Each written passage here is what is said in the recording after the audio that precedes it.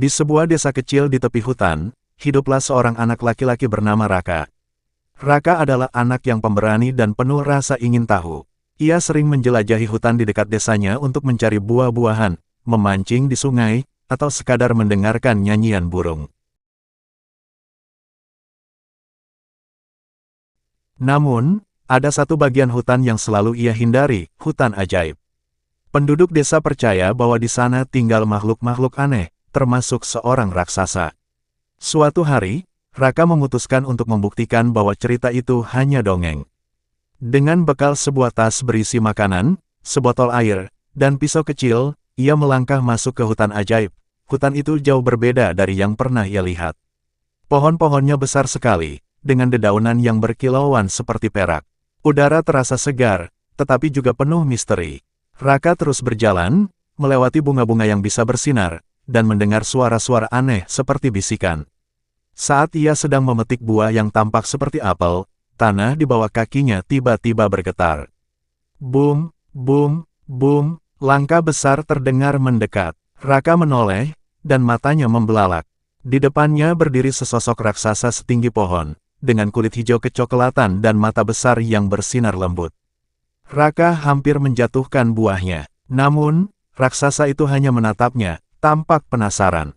Setelah beberapa saat, raksasa itu berbicara dengan suara yang dalam, tetapi ramah. "Siapa kau, anak kecil? Apa yang kau lakukan di sini?" Raka mencoba menenangkan diri. Dengan suara gemetar, ia menjawab, "Aku Raka. Aku ingin tahu tentang hutan ini. Apa kau akan memakan aku?" Raksasa itu tertawa. "Memakanmu? Tentu tidak. Aku tidak makan manusia. Namaku Gorgo, penjaga hutan ajaib."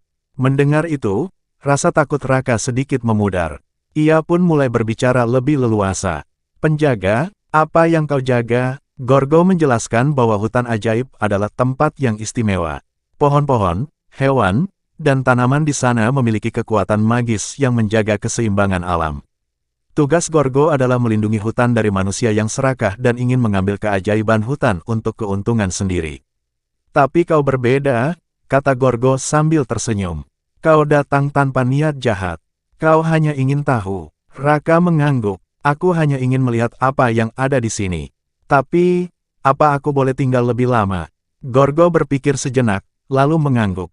"Baiklah, tapi ada syaratnya. Kau harus membantuku. Ada pohon besar di tengah hutan yang sedang sakit. Akarnya terserang sesuatu. Jika kau bisa membantu, aku akan menunjukkan rahasia hutan ini." Raka setuju. Ia mengikuti Gorgo ke tengah hutan, di mana berdiri pohon raksasa dengan daun-daun yang layu. Gorgo menunjukkan akar pohon yang tampak seperti membusuk. Setelah memeriksa dengan hati-hati, Raka melihat sekelompok serangga kecil berwarna hitam menyerang akar tersebut. "Ini seperti serangga yang menyerang tanaman di desa," seru Raka. Ia ingat, ibunya pernah mengusir serangga seperti itu dengan campuran air dan daun tertentu.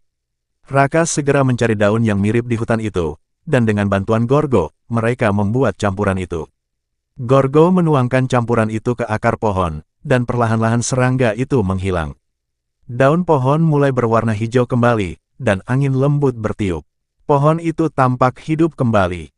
Gorgo tersenyum lebar. "Kau hebat, Raka. Terima kasih sudah membantu." Sebagai hadiah, Gorgo membawa Raka ke tempat rahasia di hutan. Itu adalah sebuah danau berkilauan dengan air berwarna biru terang. Di tepi danau, tumbuh bunga-bunga yang hanya mekar sekali dalam 100 tahun.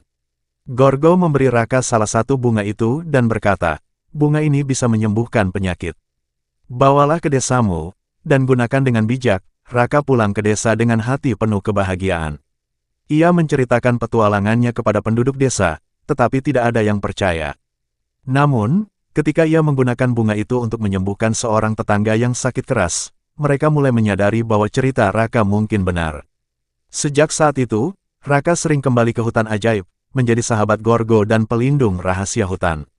Ia belajar banyak tentang keajaiban alam dan pentingnya menjaga keseimbangan dengan lingkungan. Hutan ajaib tetap menjadi tempat misterius, tetapi berkat Raka, desa itu tahu bahwa keajaiban sebenarnya ada, dan harus dijaga bersama.